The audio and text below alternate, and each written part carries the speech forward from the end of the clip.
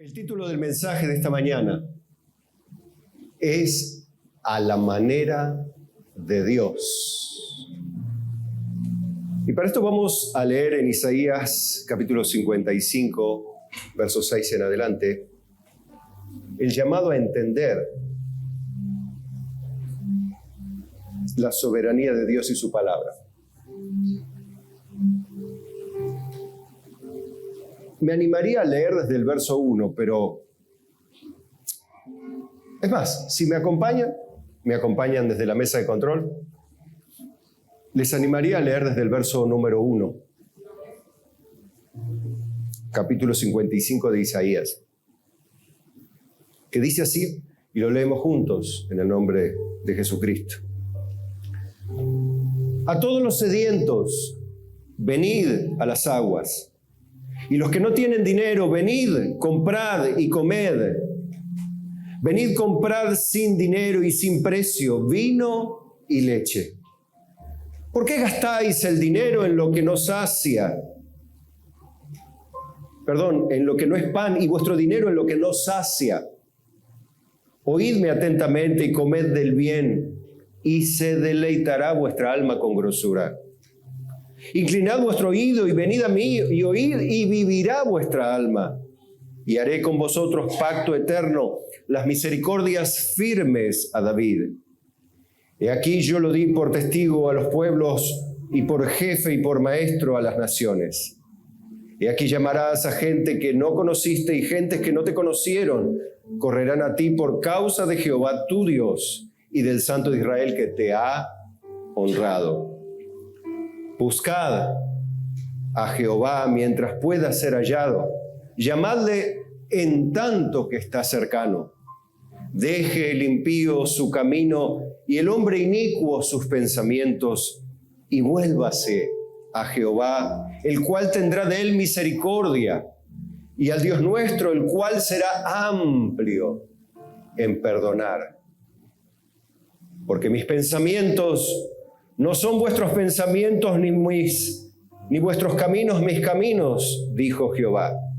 Como son más altos los cielos que la tierra, así son mis caminos más altos que vuestros caminos, y mis pensamientos más que vuestros pensamientos. Porque como desciende de los cielos la lluvia y la nieve, y no vuelve allá, sino que riega la tierra y la hace germinar y producir, y da semilla al que siembra y pan al que come, así será mi palabra que sale de mi boca, no volverá a mí vacía, sino que hará lo que yo quiero, y será prosperada en aquello que la envié. Porque con alegría saldréis y con paz seréis vueltos.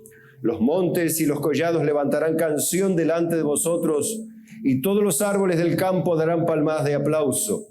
En lugar de zarza crecerá ciprés, y en lugar de ortiga crecerá arrayán, y será a Jehová por nombre, por señal eterna que nunca será raída. Amén. Tome por favor su asiento.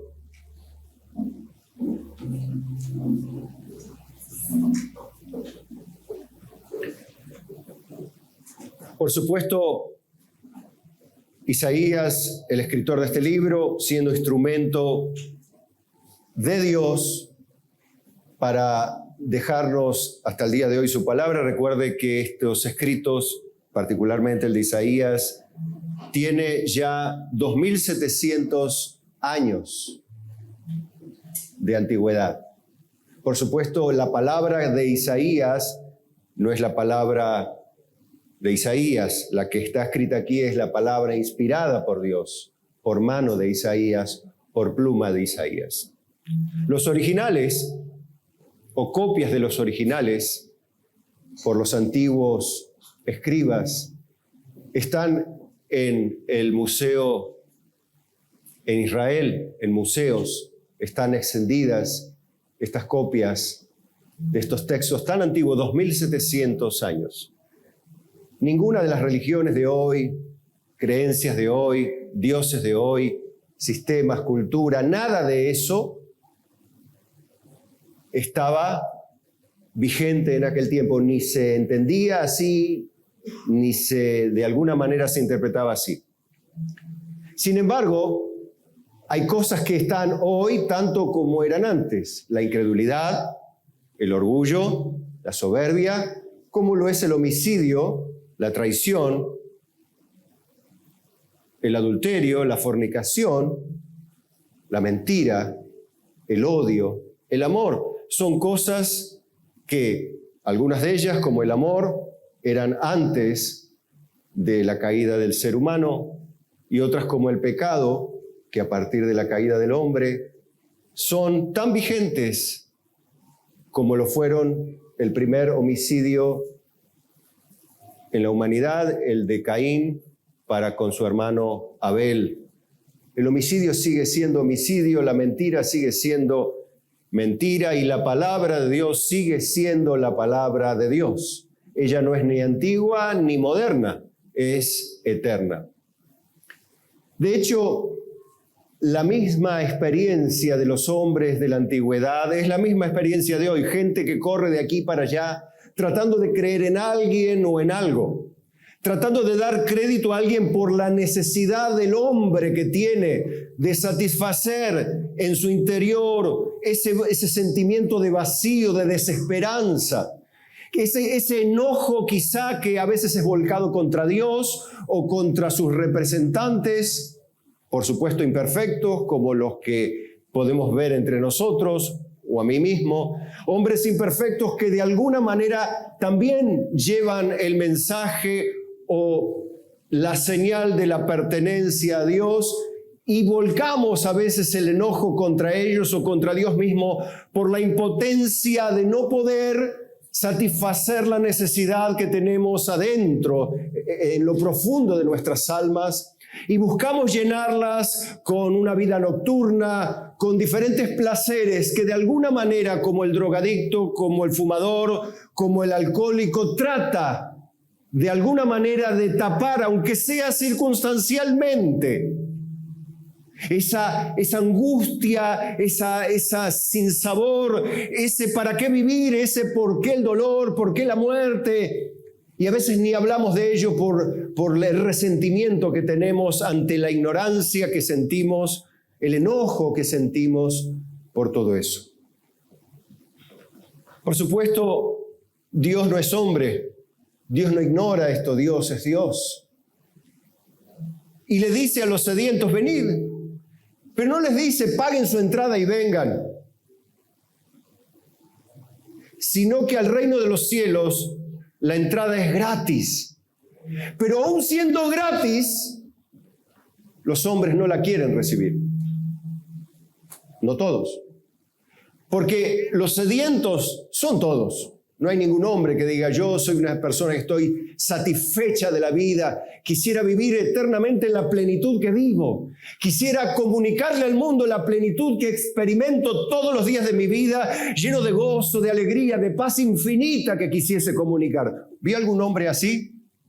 Bueno, Dios tiene eso así, y en el cielo se vive así. Y la vida eterna consiste en vivir en comunión con Dios así. Y en la tierra, por supuesto, la tierra ya donde será raído el pecado, la muerte, el dolor, la enfermedad y todo lo demás. Por eso les dice, y tomando la figura de el vino, que es quizá una ilustración de la alegría, la leche, la ilustración de la fortaleza, del alimento, comprad, o sea, adquieran esto, dice Dios, sin precio, sin dinero, sin costo. Y es más, les hace la pregunta, ¿por qué gastan el dinero? ¿Por qué gastan su vida, su tiempo en lo que no es pan? ¿Por qué gastan todo su dinero en tratar de satisfacer algo que no les alimenta, que no les sacia nunca? ¿Por qué siguen gastando el dinero en tratar de llenar su corazón con lo que saben efectivamente que no sacia sus vidas? ¿Por qué utilizan su trabajo para lo que no sacia? Y dice, oídme atentamente. Y van a deleitarse como aquel que come una comida que tiene cierto grado de grasitud, ¿no? Por eso habla de la grosura. Porque Es verdad que la comida muy magra no tiene el sabor que tiene una comida que tiene cierto grado de grasitud, ¿verdad? Por eso le gustan a los chicos las hamburguesas y a los grandes también, por eso les gusta el asado. ¿Por qué no se come un churrasquito bien magro o prefiere un asado? Claro, si no le hacemos un bife de hígado bien sequito y está. ¿O qué prefiere? ¿La costilla? Naturalmente. De la misma manera que te deleita el compartir, bueno, esto es la ilustración, porque recuerde que Isaías es un poeta también, y él utiliza muchísimas figuras para representar realidades espirituales, y es un recurso literario del Antiguo Testamento también, el utilizar muchas figuras, pero muchas figuras, inclusive 2, 3, de lo mismo para remarcar la idea. Inclinad vuestro oído significa hagan un ejercicio de la voluntad y déjense traspasar por la palabra que yo les hablo, dice Dios, y va a vivir vuestra alma. De otra manera, no. Y haré con vosotros pacto eterno, el pacto o las misericordias firmes a David. ¿A qué se está refiriendo? Por supuesto, al pacto en la sangre del descendiente de David, al pacto en la sangre de Jesucristo, cuyos beneficios son la vida eterna a todos aquellos que pueden creer y quieren creer en Él, con Él y vivir para Él. Y con ellos hace un pacto eterno, y el pacto que hace Dios no lo rompe Dios nunca.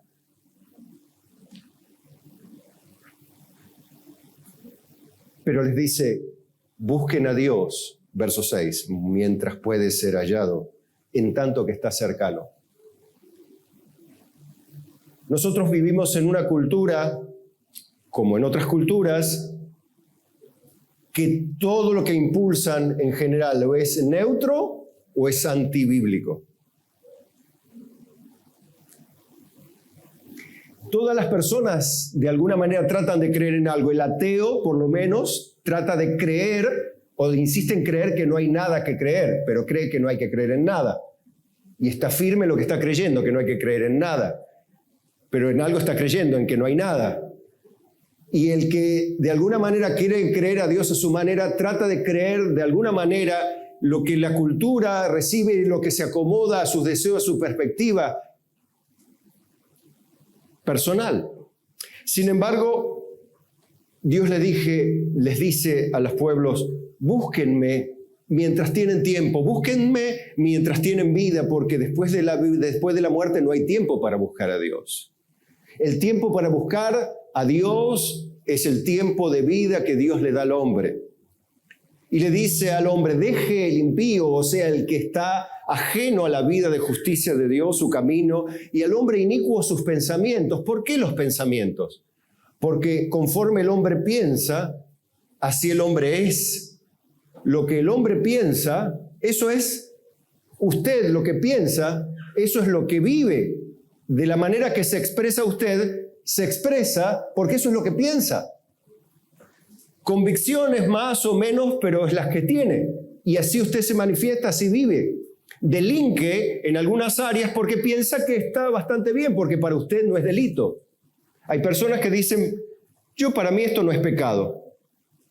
¿Vieron esa frase, Juan? Para mí esto no es pecado. Pero la persona que dice eso no sabe que el pecado se define no a partir de la percepción personal, sino a partir de la definición divina. Entonces, cuando una persona dice, para mí no es pecado, es que vos no sos el punto para decir si eso no es pecado, es Dios. Por eso, ahí está donde Dios dice, vuélvase el hombre inicuo de sus malos caminos y deje sus pensamientos. Y vuélvase a Jehová y no se haga ningún problema. Diga, no, pero lo que pasa, pastor, que yo fui un hombre que odié a Dios, insulté a Dios toda mi vida. Bueno, Dios tiene esta particularidad. Dice, Él será amplio en perdonar. Él no va a poner reparo en perdonar el pecado de nadie. Ahora, le dice bien claro, escuchen algo. Mis pensamientos no son los pensamientos de ustedes. Ni mis caminos los caminos de ustedes. Es más, como son altos los cielos de la tierra, está hablando entre acá y las nubes, por decirlo de alguna manera, Así de altos son mis pensamientos respecto a los de ustedes. O sea, vuelan mucho más alto mis planes, mis propósitos, que ustedes no pueden entender. Y dice, mis caminos, o sea, mi forma de hacer las cosas es muy diferente, tan diferente como es los cielos de la tierra, como es el oriente del occidente. No tienen, como diciendo, no tienen nada que ver lo que ustedes piensan de mí, de mi ley. No tiene nada que ver con lo que yo soy, con lo que yo digo, con lo que yo mando y con lo que yo quiero. Por eso el título del mensaje es A la manera de Dios. Y aquí es donde me gustan una de estas frases que Dios utiliza, diciendo, como son más altos los cielos que la tierra, así son mis caminos más altos que vuestros caminos y mis pensamientos más que vuestros pensamientos. Y utiliza una figura otra vez, la de la lluvia y la de la nieve. ¿Usted vio llover de la tierra para el cielo? Nunca. Sí, del cielo para la tierra, obviamente, y cuando llueve el agua produce el fruto que usted evidentemente ve. En términos normales, cuando llueve, tendremos la cosecha que tenemos este año, Dios mediante. Y cuando no llueve, tendremos el problema que tuvimos el año pasado. Es evidente. Hay una bendición que el hombre no puede provocar, ni ningún decreto, ningún Senado, ni Cámara de Diputados, ni la ONU, ni nadie puede determinar que los cielos hagan descender la lluvia, que riega la tierra y la hace producir y germinar. Así será mi palabra. O sea, no hay nadie que pueda hacer lo que mi palabra hace, así como nadie puede decirle a la lluvia lo que tiene que hacer. La que sale de mi boca, dice, no volverá a mí vacía, o sea, no retorna sin haber hecho lo que yo quiero. Me gusta esta frase, ¿no? Yo quiero. Fíjense que el yo quiero, bueno, yo vivo como quiero. Bueno, Dios dice, tu yo quiero no tiene nada que ver con mi yo quiero, porque cuando yo quiero, no me importa lo que alguien quiera, porque no se cumple nada de lo que alguien quiera, sino solo lo que yo quiero. Porque eso es la definición de todopoderoso, omnipotente y soberano. Simplemente por eso. No es una cuestión de orgullo de quién pisa más fuerte. El que sabe, sabe, ustedes saben bien, ¿no? El que sabe, sabe. Y el que no es jefe. Yo digo a los hermanos, el que sabe, sabe, el que no es pastor también. Nosotros a veces tratamos de disputar con Dios. Tratamos de decir, no, yo tengo una creencia o tengo una experiencia. Para mí es esto. Como diciendo, Dios, correte un poquito, porque yo pienso de una manera, vos pensás de otra, que cada uno piense como quiera, lo que se decía Bere, la cultura de hoy. Cada uno piensa lo que querés. Bueno, Dios dice, apártese su manera de pensar, vuélvase su corazón, yo les voy a perdonar. Ah, pero ¿está malo pensar cualquier cosa? Es pecado, sí. ¿Pensar lo que yo quiero está mal? Sí. Porque lo que vos pensás no es que es prohibido tener libertad, es que lo que pensamos está mal. ¿Pero por qué está mal, pastor? Porque somos pecadores. No somos pecadores porque pecamos. Pecamos porque somos pecadores. ¿Entiende la diferencia? O sea, usted no puede deshacerse de su naturaleza, como el perro tampoco puede de la suya. Como el chancho tampoco puede deshacerse de su naturaleza, ¿o sí? Jesús utilizó esto, ¿no? ¿Qué pasa si agarra el chancho y lo saca y lo baña? Si lo suelta, ¿a dónde va a volver el chancho? Al chiquero. ¿Por qué? Porque es puerco, porque es chancho. Y el perro a su vómito. Ay, qué feo, pastor. Bueno, usted no vuelve a su vómito. ¿Por qué? Porque es un ser humano. Los seres humanos no tragamos nuestro vómito. Ay, pastor, pero es feo. Bueno, es la parábola que utilizó Jesús para decir, ¿qué parte no entendés? ¿Vieron? Así estas figuras utiliza el Señor. Bien. Esto nos ayuda a aflojar nuestro orgullo personal y decir, bueno, está bien, Señor. Te cedo la palabra. Te cedo la palabra, dirá el Señor. Cállate, que estoy hablando yo, dirá el Señor. Esto, pero no lo digo como acusando, lo digo porque es parte de lo que heredamos de nuestra cultura, la supuesta libertad. Pero nuestra libertad, como toda libertad mal usada, no sirve. ¿Y cómo voy a ser libre? Y ser libre haciéndolo perfecto. Pero yo no soy perfecto. Es que ese es el problema del pecador. Que es libre, pero nunca puede hacer lo que es perfecto, porque siempre lo que haga será imperfecto, y todo lo imperfecto es pecado, porque contraviene la ley. Bueno, pero para mí no es pecado, pero para Dios sí, que el problema es el juez. ¿Qué pasa si usted delinque, se queda con algo de alguien, lo agarra la policía y usted le dice al juez, mire juez, para mí robar esto no es pecado, no es delito? ¿Y el juez qué le va a decir? Bueno, considerando sus buenas obras, está bien. Si usted dice que no es delito, vaya tranquilo. Oficial, ábrale la puerta al caballero, queda libre, absuelto, porque decide en su propia ley que no es delito lo que hizo. ¿Usted lo considera coherente, racional eso? ¿Y por qué piensa que si usted algo para usted no es pecado, para Dios no lo será? Si es el juez de toda la tierra. Es pura lógica, no hace falta mucha teología en este caso.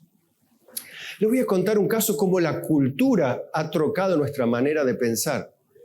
¿Cuántos creen en la Virgen María?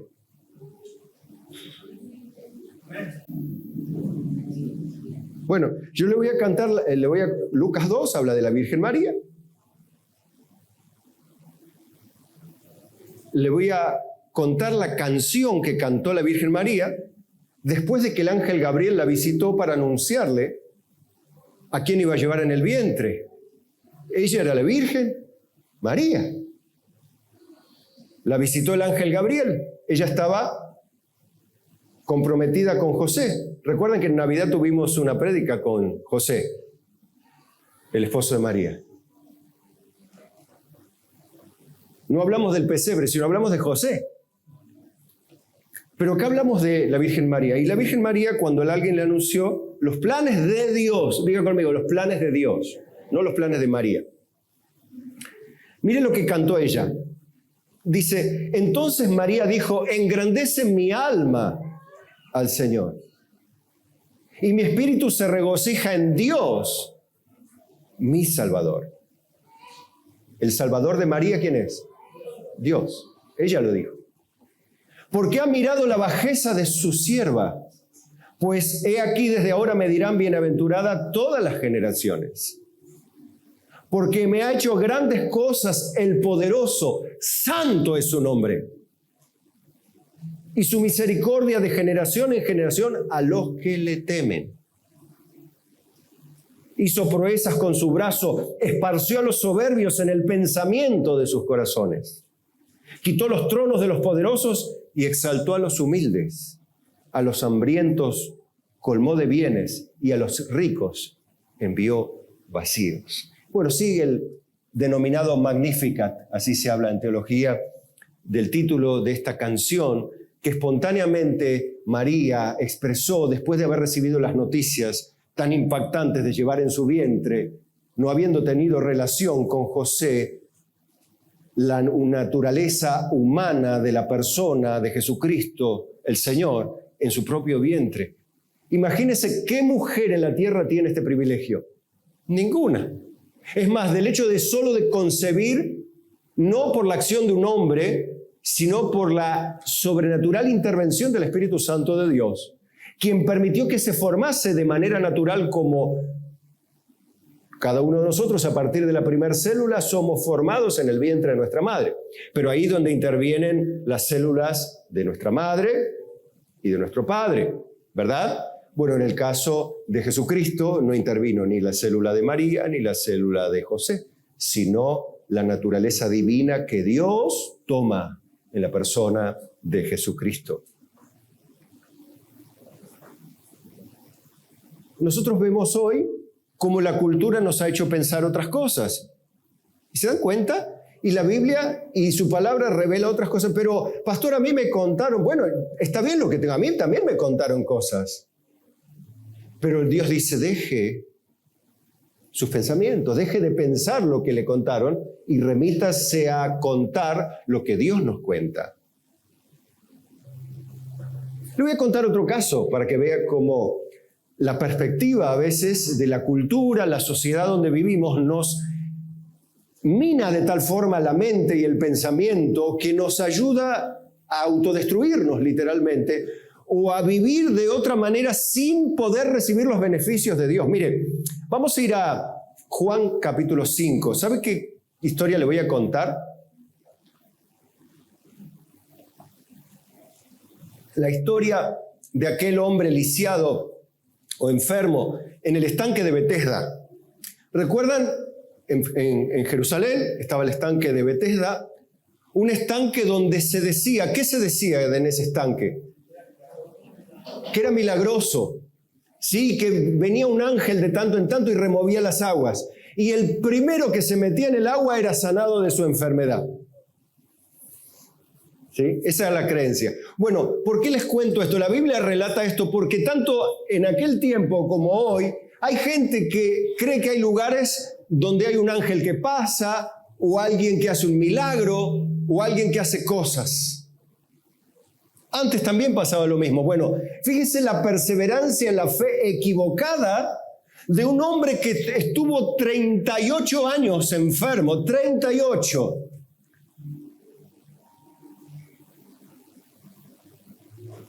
...38 años. Berenice decía que no llevaba los 30, por ahí estaba nomás. O sea que ni siquiera la edad de los chicos que pasaron aquí llega a la edad de esta persona que perseveró creyendo lo equivocado, esperando que un ángel pase por el agua y pueda meterse y de esta manera recibir el milagro que tanto espera.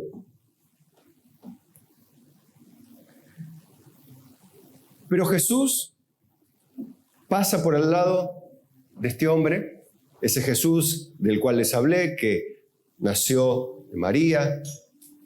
Fíjense que ese Jesús no era un hombre común, era un hombre, pero tenía una particularidad, era sin pecado, porque no fue comunicada la naturaleza pecaminosa ni a través ni de María, ni de José, ni de nadie, sino que fue engendrado por el Espíritu Santo de Dios. Por tanto, su naturaleza humana era santa, perfecta, sin pecado, sin mácula, sin error, pero semejante a la nuestra, así como usted y como yo, pero perfectos, sin error.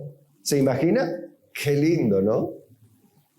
¿Cuántos se equivocan todos los días en algo? ¿Una vez? ¿2 veces? ¿3 veces? 4 veces. ¿Por qué se equivoca tanto? Porque es pecador. Y no le dije cuántos pecan una vez para no ponerlo en compromiso, pero usted sabe que peca a trocha y mocha. Miente. ¿Sí? No hace lo que debe hacer. Hace lo que no tiene que hacer. Habla lo que no tiene que hablar y cuando tendría que no hablar, habla. Y cuando habla, habla mal. Cuando piensa, piensa mal. Quizá ya usted pensó mal de mí, pero yo no lo sé.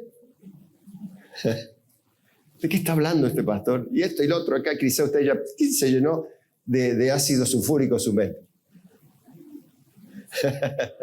Pero no se preocupe, no le condeno, ni Dios tampoco. Le está enseñando el Señor a través de esta palabra. Jesús agarró y le dijo, bueno, a ver, ¿cuánto hace que estás ahí? 38 años. Y Jesús le hizo contar, Jesús sabía la historia. ¿Y qué te pasa? Y no, cada vez que trato de entrar, otro me gana, porque yo no tengo las piernas para caminar, me arrastro, pero otro me gana. Eso es, va, listo. A ver, toma tu cama, levantate y ve a tu casa. Para casa, va. ¿Y qué hizo?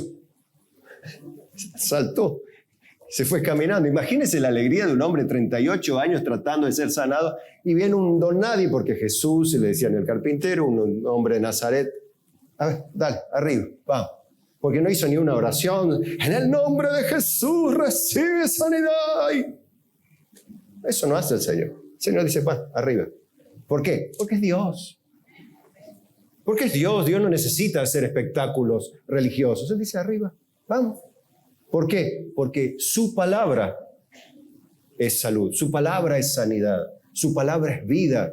Él tan solamente dijo, ni dijo, sé sano, sino levanta tu cama y vete a tu casa. Le dio la orden que haga lo que naturalmente haría cualquier persona. Usted diría, amén, sí, pero ese hombre hacía 38 años que no lo podía hacer y lo hizo. Porque ese es Dios. Jesús es Dios y lo mostró a través de la sanidad, a través de la resurrección de muertos, a través de la expulsión de demonios, a través de calmar la tempestad, a través de multiplicar el pan y los peces para la multitud. Dominaba toda la naturaleza, dominaba todas las leyes, dominaba toda la vida y solo eso lo puede hacer Dios. Por eso Jesús hacía las señales que hacía. No para juntar gente para predicar, sino para decir que es Dios. Y de esa manera vino al mundo. Por eso se llama Emmanuel, Dios con nosotros. ¿Y Jesús qué significa? Salvador. Pero mire, hay un segundo encuentro con este hombrecito ya, sanado, contento. Iba al templo, iba a la iglesia. Y en Juan 5:13 dice, y el que había sido sanado, no sabía quién fuese Jesús, ¿no? O sea, él no tenía ni idea tampoco quién era Jesús, porque Jesús se había apartado de la gente que estaba en el lugar. Después le halló Jesús en el templo y le dijo, mira, has sido sanado, no peques más. No sea cosa que te venga algo peor. Le estaba diciendo, no hagas como el chancho, no hagas como el perro, sino viví como un creyente. No sea cosa que termines peor que como empezaste. Está hablando de el volver atrás. El postrer estado de una persona que vuelve atrás de su fe es peor que el primero. El hombre se fue y dio aviso a los judíos que Jesús era el que le había sanado. Y por esta causa, los judíos perseguían a Jesús y procuraban matarle. ¿Saben por qué procuraban matarle? Porque le había dicho al paralítico, vamos a llamarle paralítico, lisiado, porque no especifica bien en este evangelio, estaba impedido de sus piernas, porque le había dicho, levántate, toma tu lecho y vete a tu casa. Le querían matar los judíos por eso, pero ¿qué clase de condena es esta, diría usted? Bueno, es el Shabbat, donde teóricamente no se podía hacer ningún trabajo. Pero ¿le parece esto un trabajo? ¿No es una exageración decir que es un trabajo, decirle a alguien, toma tu lecho y vete a tu casa? ¿No le parece una exageración? Bueno, este tipo de añadiduras a la cultura religiosa en la que los judíos tenían. Y muchas otras cosas. No, que esto no se puede, que aquí no se puede, que acá no se puede. No, que el sábado por esto, por lo otro, por aquí. No.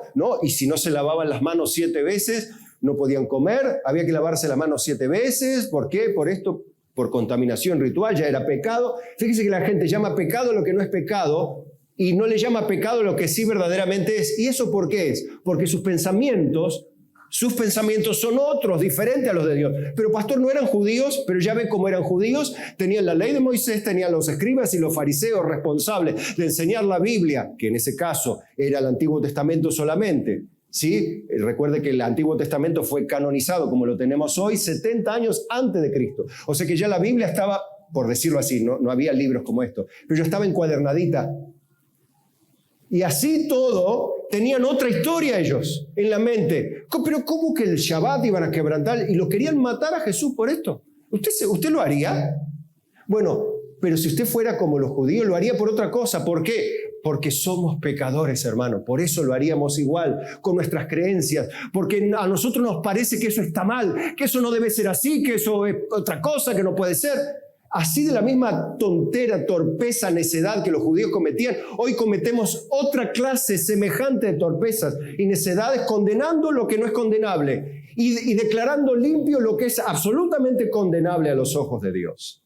Y así vivimos nuestra vida independientes de Dios y reclamándole a Dios por qué, y dónde está Dios, y dónde está acá, y echándole la culpa a Dios por todo, cuando Dios nos dijo hagan lo que quieran.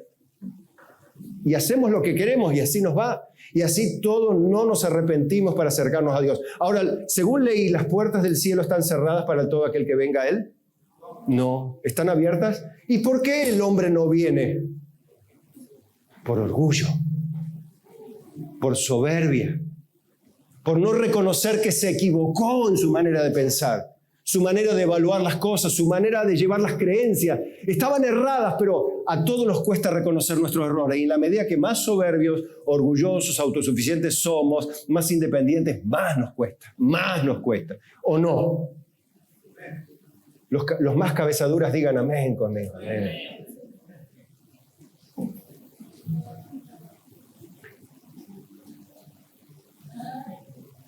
Dice, y Jesús le respondió, mi padre hasta ahora trabaja y yo trabajo, como diciéndole, encima yo no tengo francos. Mi padre trabaja y yo trabajo. Y cuando dijo mi padre, ¿para qué? El verso 18, por esto los judíos aún más procuraban matarle, porque no solo quebrantaba el día de reposo según ellos, ¿no? Pues Jesús no quebrantaba el día de reposo. A ver, pregúntese usted, ¿o Jesús podía quebrantar el día de reposo?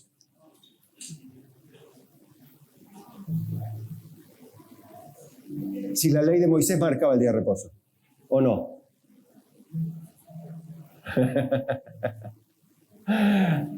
¿Él podía quebrantar el Shabbat? ¿Podía él quebrantar los mandamientos del Padre si era él los que lo dictó? No. Lo que pasa es que ellos interpretaban que lo quebrantaba. Jesús no lo quebrantaba el Shabbat. Él no vino a quebrantar la ley, sino a cumplirla, dijo él mismo. Ellos interpretaban mal las acciones de Jesús. ¿Vieron que es lindo pensar, no? Lindo pensar, ahí poner la mente en... Y dice, sino que también decía que Dios era su propio Padre haciéndose igual a Dios. Y el problema es que era igual a Dios porque era Dios. ¿Recuerda Juan, capítulo 1? En el principio era el Verbo y el Verbo era con Dios y el Verbo era Dios. Y dice, y vimos su gloria, gloria como del unigénito del Padre, lleno de gracia y de verdad.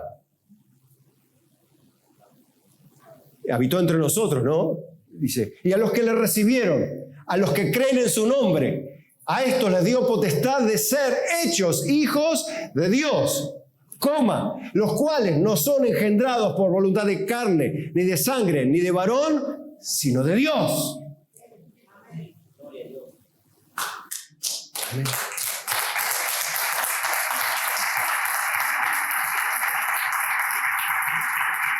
Ahora, en el verso 19, Jesús, por supuesto, era Dios. Él no se iba a rebajar a la contienda verbal tonta, rabinchuda, llena de rabietas y odios ignorantes, como muchas personas pueden tener, broncas infundadas, fundamentadas en creencias absurdas. Dios no va a discutir eso. Dios no hace eso, porque Dios es Dios. Pero Él vino así todo y se hizo semejante a nosotros en la persona de Cristo Jesús. Y le respondió entonces Jesús y le dijo, de cierto os digo, no puede el Hijo hacer nada por sí mismo, sino lo que ve hacer al Padre. Porque todo lo que el Padre hace, también lo hace el Hijo igualmente. Todo lo que el Padre hace, lo hace el Hijo igualmente. Significa que lo que hace el Padre, que es Dios, lo puede hacer el Hijo. ¿Y quién puede hacer algo igual a lo que hace Dios? Alguien que obviamente sea Dios. Porque el Padre ama al Hijo y le muestra todas las cosas que Él hace. Y mayores obras que estas le mostrará, de modo que vosotros os maravilléis, para que sepa. O sea, Él estaba anticipando todas las señales más que iba a hacer. Pero mire, escuche esto, porque esto creo que es tremendo. Porque como el Padre levanta a los muertos y les da vida, así también el Hijo a los que quiere. ¡Wow! Da vida. O sea, que no depende del que quiere ni del que corre, sino de Cristo que tiene misericordia. Bueno, pero yo si quiero voy a tener vida eterna, ¿sí? Si Dios quiere. ¿Y entonces cómo hago, pastor? Y hace como hacía todo el mundo, a tirarse a llorar a los pies de Cristo. Señor, Hijo de David, ten misericordia de mí. Pero hay mucha gente que no logra vencer sus propios sentimientos de orgullo y no va a arrodillarse a los pies de Cristo. No va a ir a pedir perdón a Dios. Que haga Dios lo que quiera conmigo. Hay mucha gente que muere con el puño levantado contra Dios. por supuesto, su alma queda bajo condenación por su condición, naturalmente, de pecador. O sea, lo justo es justo. ¿O sería Dios justo si a esa persona la eximiera de sus delitos? ¿Y Dios es justo? Y Dios es justo, si no, no sería justo. Pero ¿le duele a Dios? Claro que le duele a Dios. ¿A quién no le duele el orgullo de un hijo, por ejemplo? Si lo tuviera. Imagínese el orgullo de sus criaturas. ¿Cómo no le va a doler a Dios? Pero a los que les dio potestad de ser hechos hijos de Dios, los que creen en su nombre, a esos también les dio la capacidad de creer. Bueno, dice, porque como el Padre levanta a los muertos y les da vida, así también el Hijo a los que quiere da vida. Porque el Padre a nadie juzga, fíjese esto. Pero, ¿cómo? ¿No era el juez de toda la tierra? Sino que el juicio dio al Hijo. Ahora, lo que pasa es que se define y se confunden las personas con la manera de decir. ¿Cuántos dioses hay? ¿Cuántos dioses hay? ¿Uno solo existe? ¿Un solo Dios existe? ¿O hay más dioses?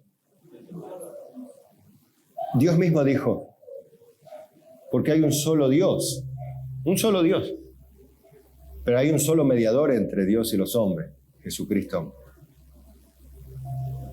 ¿Cuántas personas es Dios? No tiene, dije, ¿no? Sino es. 3. Es 3 personas. Es, no son. Es 3 personas. El Padre, el Hijo y el Espíritu Santo. Y a Dios agradó, el Padre, que toda plenitud habitase en el Hijo, pero el Hijo es la segunda persona, ¿sí? Ahora, Dios es espíritu, dice la Biblia. Nadie le ha visto ni le puede ver. ¿El Espíritu Santo le puede ver a alguien? ¿Y el Hijo? ¿Sabe por qué le puede ver? ¿El Hijo es 1/3 de Dios, el 75% de Dios o todo Dios? Todo Dios. Por eso, el Hijo, la segunda persona del Dios Santo, tomó naturaleza humana a través de la Virgen María. Para aproximarse, vamos a usar esta palabra, hacerse próximo al hombre. Tomó naturaleza humana. O sea que Dios tiene naturaleza divina. Pero Cristo tiene naturaleza divina y humana. ¿Se da cuenta? ¿Se da cuenta lo que hizo Dios? La tremenda intervención de Dios en su creación. Él mismo vino tomando naturaleza humana, haciéndose semejante y miserable como nosotros, pero sin pecado, para vivir y morir como un asesino, como cualquier otro delincuente en la cruz. Dios mismo cargó sobre él nuestros pecados. Dios mismo vino en persona. No envió a otro para pagar tus pecados, ni los míos. Vino Él. Él vino. Porque el Padre nadie juzga, sino que todo juicio dio al Hijo, para que todos honren al Hijo como honran al Padre. El que no honra al Hijo, no honra al Padre que te le envió. De cierto os digo, dijo Jesús, el que oye mi palabra y cree al que me envió, tiene vida eterna y no vendrá a condenación, mas ha pasado de muerte a vida. Ese es el regalo de Dios. Ese es el regalo del Omnipotente. Es pura gracia, no es algo que ni vos ni yo, Pastor, ¿y cómo se...? Mirá, el hecho de que estés sentado en esta humilde iglesia, escuchando a este débil, torpe hombre que se enferma, que recién acaba de salir de una enfermedad, que comete errores como vos y como yo, eso es gracia. Dios no manda ángeles a anunciar la vida eterna en el Hijo. Usa hombres comunes, llamados para tal fin, sí. Y el hecho de que estés sentado en esta iglesia, no por ser esta, sino por ser una, donde se predica el Evangelio, eso es gracia. Vos no merecés estar sentado escuchando el mensaje de salvación. Yo tampoco lo merecía. Nadie merece. Pero Él da vida a quien Él quiere. Ahora, Él te dice a los sedientos, venid a las aguas. Y los que no tienen dinero, venid y comprad y comed vino y leche. El Señor dice, venid a mí todos los que estáis cargados, afligidos, yo os haré descansar. Aprended de mí que soy manso y humilde de corazón y hallaréis descanso para vuestras almas. Pero también dijo que Jesús no vino a condenar al mundo, sino para que el mundo fuese salvo por él. Pero en esto consiste la condenación. O sea, ¿dónde está el punto entonces de la condenación? Jesús dijo, en que los hombres amaron más las tinieblas que la luz, porque sus obras eran malas. Entonces, si alguien escucha el Evangelio y no viene a Jesús, no es porque Jesús no lo llamó, es porque no quiso venir a él. No quiso ser perdonado, no quiso reconocer sus pecados delante del juez, del Hijo, a quien el Padre dio todo el juicio para que lo ejecute. Más a los que le recibieron, a los que creen en su nombre, les dio potestad de ser hechos, obviamente no eran, hijos de Dios. Por eso un niño no puede venir a Dios en arrepentimiento. ¿Por qué? Y porque el niño no se puede arrepentir. Primero, porque no es consciente de pecado. ¿Pero un niño tiene naturaleza pecaminosa? Sí. De hecho, hay que enseñar a obedecer a los niños o a desobedecer. ¿Por qué le enseñan a obedecer a los niños? Porque tienen naturaleza pecaminosa. Pero pastor, ¿y un niño cómo hace para ser salvo? Ay, gracias Jesús. Y traía a los niños para que los bendijese. Y dijo, dejad a los niños venir a mí y no se lo impidáis, porque de los tales es el reino de los cielos. El niño no tiene problema. El problema lo tenemos los adultos. El problema lo tenemos nosotros.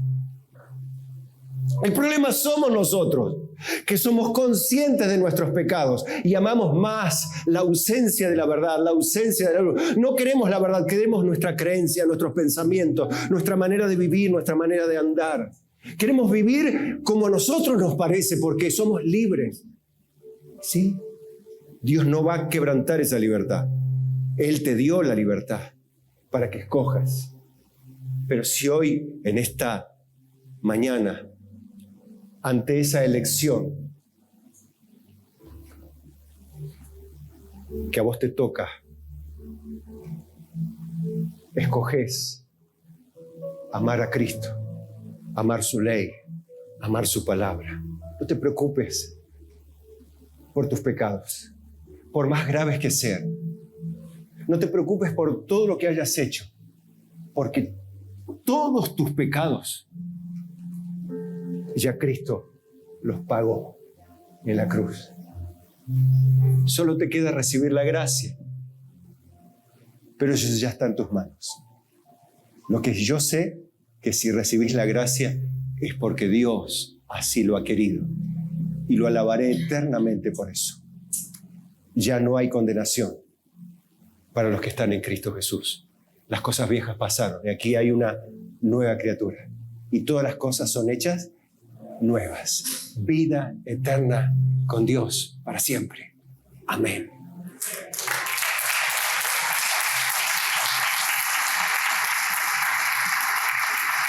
Apláudale a Cristo.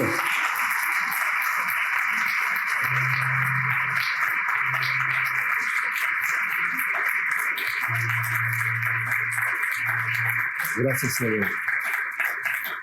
Amado Dios, gracias, porque aún siendo nosotros pecadores, Cristo murió por nosotros.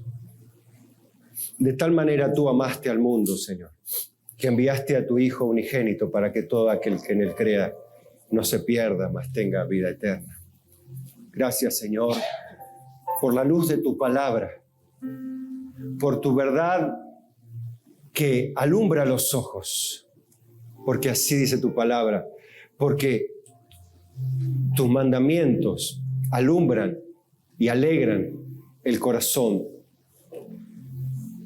Hace sabio al sencillo, alumbra los ojos, quita la culpa, quita la amargura, la soledad, el desamparo, la sensación de impotencia. Quita de nuestras vidas la condenación, el temor a la muerte y a la perdición eterna. Gracias, Padre, porque estos privilegios son solo otorgados a quienes tú en tu misericordia alcanzas con tu perdón. Padre, concédenos en esta mañana que toda esta luz esté y permanezca en cada uno de nuestros corazones. En el nombre del Señor. Y el pueblo dice: amén.